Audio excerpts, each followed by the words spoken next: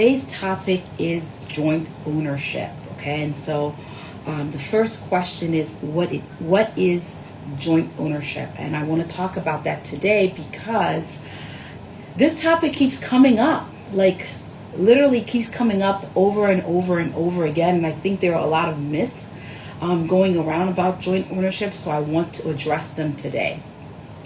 So joint ownership is any time that you and someone else own property. Any time that more than one person own property, it's a joint ownership. But there are different types of joint ownership, right? And based on each type of joint ownership, there are consequences and or benefits and or perils related to them, okay? The first type of joint ownership I'm going to talk about is tenancy in common, okay? What I mean by that is, let's say two people own a property together as tenants in common.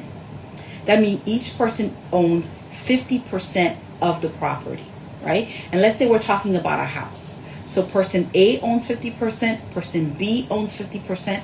So person A can say that their 50% goes to their spouse or goes to their children or goes to a friend, right? And then person B can continue to be the tenant in common. Okay, so that's tenancy in common. It can be by 2 people, 3 people. If it's 3 people, it's a third. If it's 4 people, it's a fourth, and so forth, right? So each person owns a divided interest or an interest into the whole. That's tenancy in common. There's another way that people can own property, tenancy with the right of survivorship. That's similar to tenancy in common, except for in my first example, person A and B own a property together as tenants with the right of survivorship. If person A dies, person E assumes the entire whole. Okay? And so person A could not say, I want my half interest to go to my spouse, or I want my half interest to go to my children, because they own it together. Okay? And one way that I see this come up is, for example, I'll give you an example that came up this week.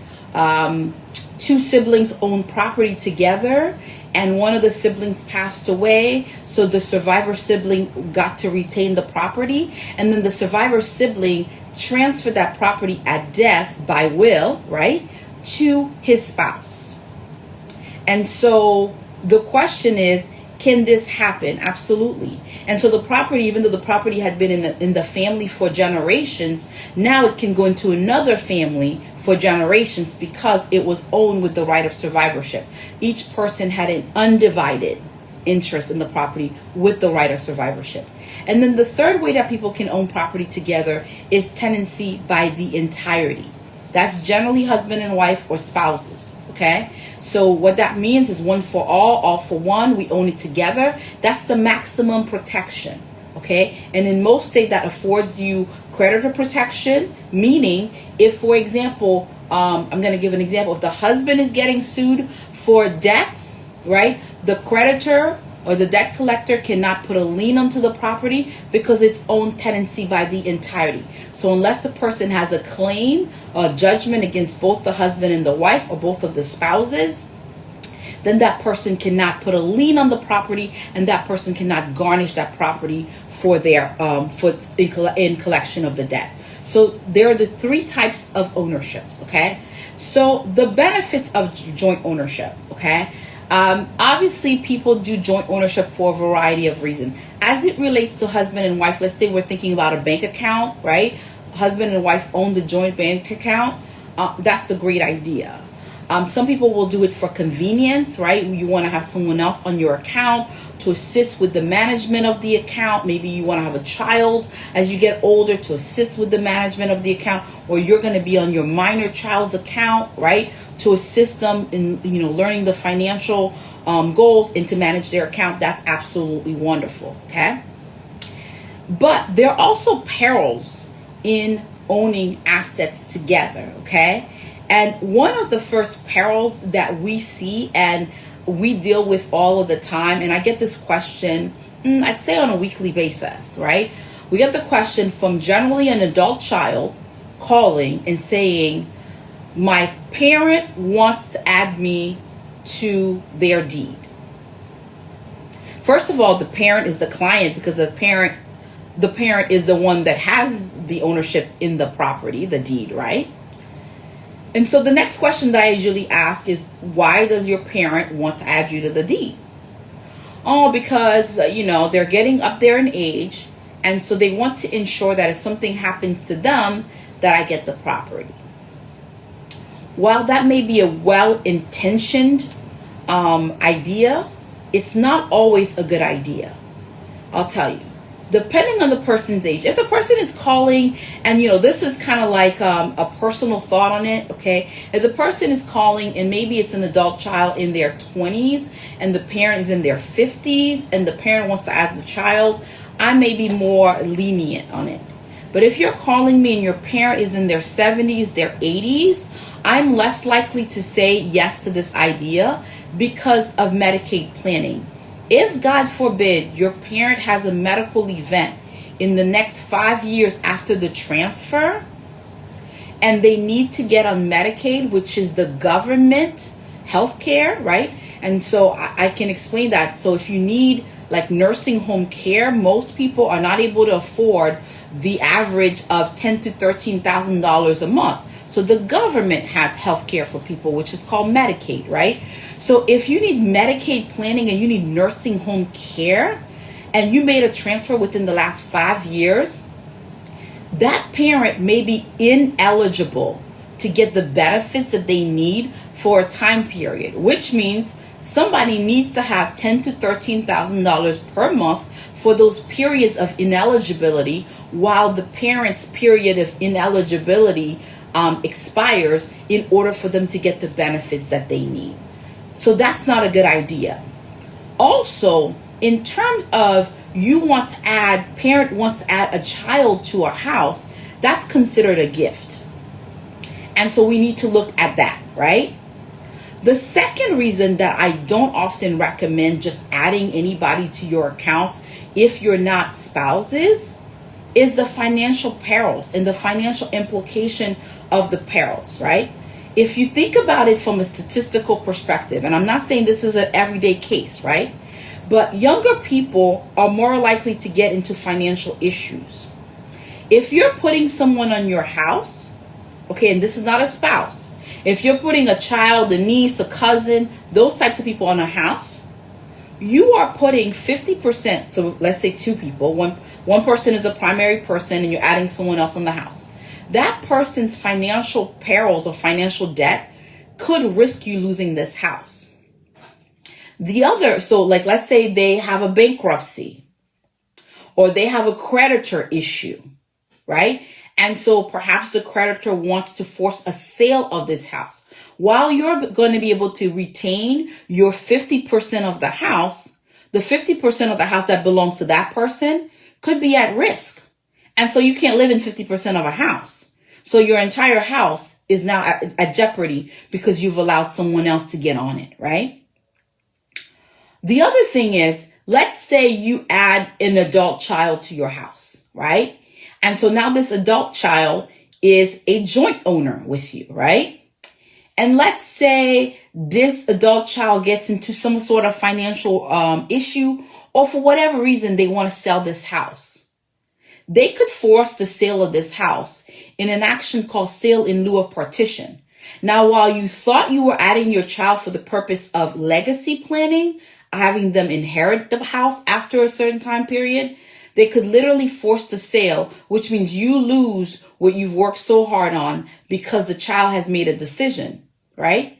And let's be honest, sometimes some relationships between, if we talk about parents and kids or parents and family members, sometimes it doesn't always go in the right direction. So sometimes those types of actions occur and then people are losing their house and they're like, well, this was my house. This was my house before I added this person. Well, the moment you added him or her, now they're joint owners and they have certain rights to this property, which you may not have intended, and there may be unintended consequences. Okay? Please feel free to ask your questions in the chat and I'm going to answer it. The third reason that I want us to be cautious when we're adding people to our property is this notion of abuse, right? So this happens often. Someone will add someone to their bank account for the purpose of convenience. Maybe there's a mobility issue. Maybe they're like, oh, well, it's my son and daughter, my son-in-law and somebody, or daughter-in-law, whatever it is, right? In order for them to assist with the management of their finances. So you add them in, but you don't give them the agency per power of attorney or something like that. Now this person is on your joint account. And then you start seeing the Amazon boxes coming in. And you're not purchasing anything, but this person is dwindling down your account and spending your money. Or maybe they're dwindling down your account, and because you trust them, you're not paying attention to your account, and your account is, just dwindling by the day. And when you need to do something, that's when you realize you have insufficient funds. So the risk of abuse, it's funny, but it's not funny. But the risk of abuse in adding someone else to your account when it's not a well thought out process is very real. So I would caution folks when they're adding people to an account. Okay. So there are times that it may make sense. There are times that it may not make sense. But the convenience of it, I know convenience has a high value, right? But convenience cannot outweigh the risk of, collection issues, financial issues, the Medicaid planning issues, and the risk of abuse that could happen if someone is on your joint account. So I just wanted to come on here and talk about joint ownership. I want us to be really careful and thoughtful about it. So when people come to my office, when people call in and they're like, I want to add someone else to the account, the first reason is why? And then I have to tell you what the implications are. If you understand the implications, i.e. ineligibility, the risk that can happen, and you still decide to do that action, in certain cases, we will help you, right? But if you don't understand the action that you're making, we just want you to be really well reasoned in making that decisions. At this time, I'm happy to take any questions. Okay, so there is a question. Are there any tax consequences to adding someone to a deed, such as gift tax? And the answer is yes. Thank you for asking that question. So adding someone to a deed, that seems to be the $1,000,000 question that we get all the time. I just answered a call this morning about that. So adding someone else to a deed. First of all, let's talk about the federal level, and then I can bring it down to the state level. When you add someone else to a deed, let's say the house is worth $350,000, right? When you're adding someone else to a deed, you're giving them a gift. And so when we think on the federal level, you're supposed to file a gift tax return, right? You are able to give up to $17,000 tax-free per year per person. But if you decide to add someone else to a deed, and so you're giving them an amount over the $17,000, you're supposed to file a gift tax return. Does it mean that you're going to be taxed automatically? Not necessarily. We will look and offset it based on your lifetime gift exemption. But there is a gift implication. You're not just gifting it to somebody like it's like we're giving them a cup of coffee, right? So it's a gift, and there are gift tax implication on the federal level. On the state level, I will say it varies by state, okay? I practice in Maryland, DC, and Florida, okay? So every state is different. In some states, depending on who you add to your gift, may create a transfer tax and or a recordation tax issue, depending on who it is. So if you're passing to direct, or if you're gifting to direct lineal descendant children or parents, there may not be a gift issue, right? On the state level. If you decide that you want to add your best friend who has no direct lineal descendant, who is not blood related to you, there may be a gift issue on the state level. So that transfer, i.e. I no longer own the whole of the house, I own the half of the house, so I'm gifting the other half to a friend, that transfer may create a gift implication on the statewide level. So you need to be really careful about that. It's not just as simple as we're just deeding people houses away. That's why in certain states, deeds are required to be done by a lawyer. So what the hope is that at least the lawyer will explain to you the implication. It is not just, I'm doing a quit claim deed, I'm doing a warranty deed, I'm just doing a deed, I'm just transferring assets. It's more than just doing that. So we just need to be careful about it. Thank you so much for that question. That's a very good question. And that we often have to explain the implication, the tax implication of gifting or adding someone to an account. Are there any questions? If there are any questions at this time, I'm happy to answer it. Otherwise, I encourage you, if you do have any follow-up question as it relates to joint ownership, feel free to reach out to us. We're happy to answer your questions as needed. But I just want you all to think about it when you're thinking about adding someone else, especially as it relates to the deed issue. Another question, going back to your point about getting on your parents' house, what do I recommend? Depending on the state, some states will allow transfer on death deeds. For example, the District of Columbia allows that, right? So you would record a deed that says that the house belongs to me, but on my death, it transfers on to whoever you want it to transfer. In some states like Maryland, that's not permitted. So you have to do a will, right? And then in other states like Florida has something called the Lady Bird deed, which is similar to a life estate, and passing it on, or doing a will or trust planning, right? So having a full comprehensive estate plan is always the best idea to ensure that we discuss the entire scenario of your parents, like their financials, what makes sense, what makes sense in terms of the practical implication, the estate planning implication, and the tax planning implication for them, so that we can make sure that the property passes on appropriately without the need for needless taxes or those risks that we discussed before.